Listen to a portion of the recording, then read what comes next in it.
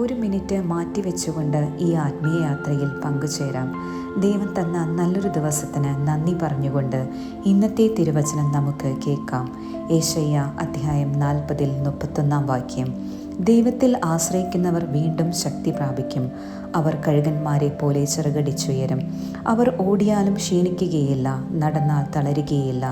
ഈ വചനഭാഗം യെശയ്യാ എഴുതിയത് ഇസ്രായേൽ ജനങ്ങൾ തടവുകാരായി കഴിയുമ്പോൾ ദൈവം അവരെ മറന്നുവെന്ന തോന്നലുണ്ടായിത്തീർന്നു.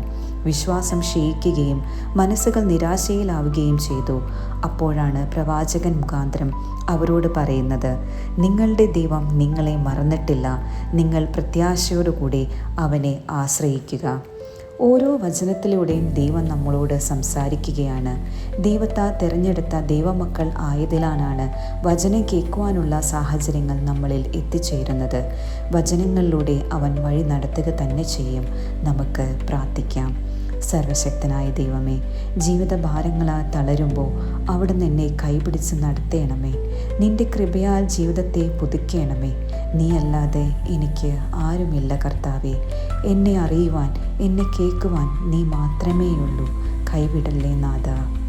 ആമീൻ. അനുദിന വചനങ്ങൾ കേൾക്കുന്നതിനായി ചാനൽ സബ്സ്ക്രൈബ് ചെയ്യാം.